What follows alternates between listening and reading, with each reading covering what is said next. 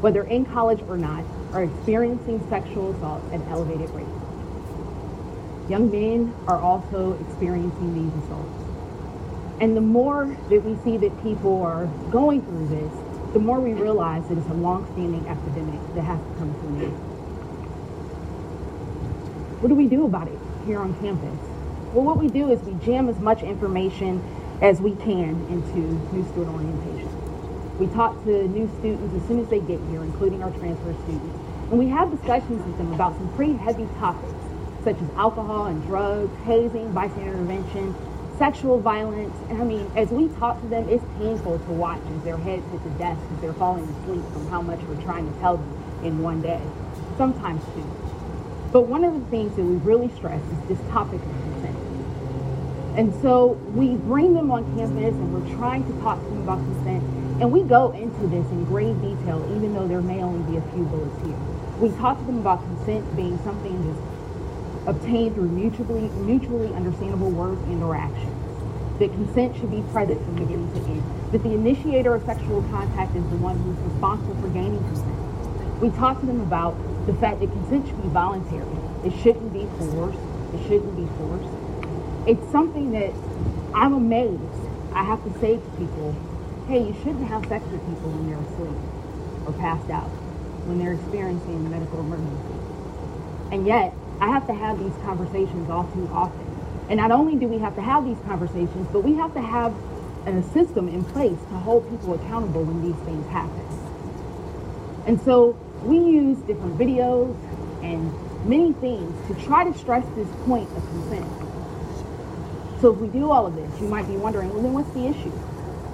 So I want to share with you one of the situations that I worked in pretty early in my career that forever changed the way that I do my work.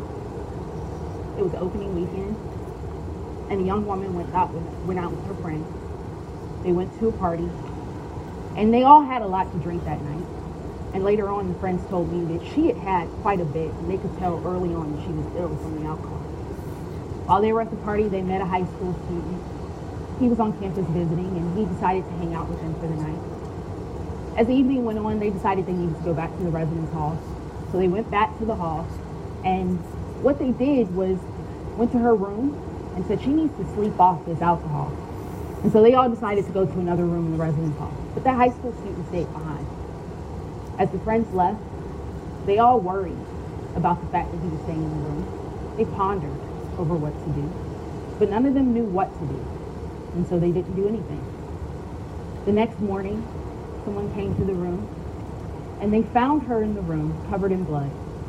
She had been raped, and she was unconscious the entire time this happened. There were a lot of things that bothered me about this. So many things that were concerning as I worked through it. The first was, of course, being sure that she had the resources that she needed, reassuring her that this was not her fault. After that, I started working with over a dozen bystanders who could have done something that night to intervene, but they didn't know how. This is actually what drove my passion for training on bystander intervention. But what I remember most is what she said to me. When I met with her, she looked me in my eyes and she said, I remember everything that she told me at orientation about consent. And I thought that if I did not give someone consent, that they should not feel that they could have sex with me. And while what she said should have been true, it was not. And it made me realize that there were two things that I was not telling students that I really needed to.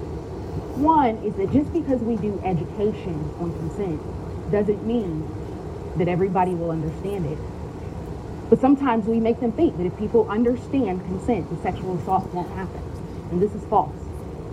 The second thing is that sometimes people hurt people intentionally. And for that reason, consent education alone is not enough. So what should we be doing? In the scenario that I just gave you, there were two things that were going on, right?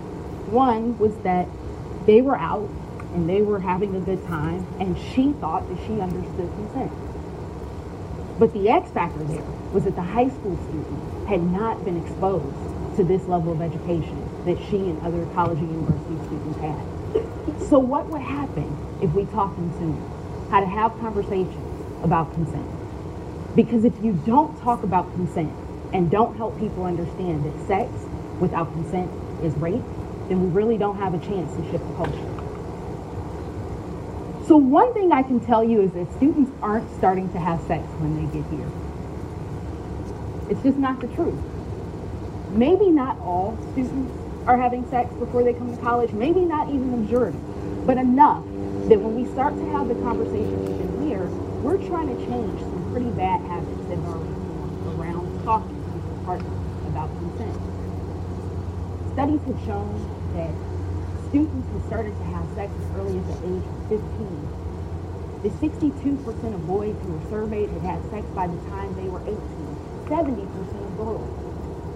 Studies have also shown that 89% of people really agree that comprehensive sex education is important, though consent is not a part of that education for the most part. And only 35% of you are still listening to me right now. I was just checking. So what do we need to do? Well, the idea is, what would happen if student affairs professionals, such as myself, would partner up with our local teachers in the community and go into the schools to start to teach high school students about consent. How could this partnership work? Well, we would develop the curriculum, right? And so the high school teachers would need to take care of permission slips. They would need to take care of the time, place, and manner to give us the space to come into the school to start to have these discussions. While we could come in with an example of ways that we can talk to students about consent, something age appropriate for 11th or 12th grade. We could also offer the assessment. We could be sure that we're talking to them and doing research on, are they learning? And is it later on impacting college and university campuses? We could also partner to train the teachers on these discussions so that the partnership could end if anybody desires for that to happen. So let me give you an example of what that can look like. Most of you are familiar with ride-sharing apps.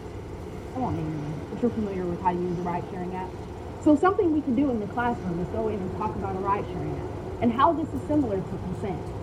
So with the app, you go in and one person initiates contact. They set a destination, and then the driver agrees to the contact.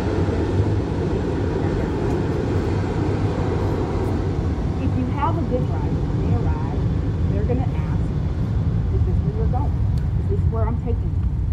And you can have a discussion about that. A really good driver might even say to you, is there a certain way that you want me to get you to your destination? Or is it okay for me to take you the way that I know how? While you're on this ride, if you decide that you're just not feeling your driver, you have the right to say, hey, can you pull over and let me out? That driver might confirm that you want to stop the ride, but they're going to stop. And it's okay. The ride ends there and that's the end of it. Say you fall asleep or you pass out in the vehicle. That driver is going to ask you, are you okay? They're not going to just keep driving to the destination that you agreed to earlier. They're going to say, are you all right? And if you don't answer, or if you say that you're not okay, they're not going to just keep going. They're going to stop and get you help. That's how something like this could work. The reason that something like this could be good with youth is because we know that they don't always talk face to face. Sometimes their communication starts over an app or through text. And so an example like this could show them that even if it was initiated through a text message or through some form of social media, that it's okay to still have these discussions when they get face to face. Additionally, like this situation, the driver is a stranger, and sometimes we know that people don't always know the person that they're hooking up with very well. And so this also demonstrates that even if you're starting this discussion with someone who's a stranger, it's okay to talk about the way that you want to get to your destination. So there are a lot of things that we do to talk about consent in college and university campuses. But this is just one that I came up with to show something that would be age appropriate for college and university. The issue is that when they get here to campus, we're really trying to get them to unlearn. And that can be challenging. We have to start to have people talk about consent early. Understand why consent is important. Understand how to attain consent and strive for that. Had that high school student had more of those skills, then the scenario I told you earlier may not have happened.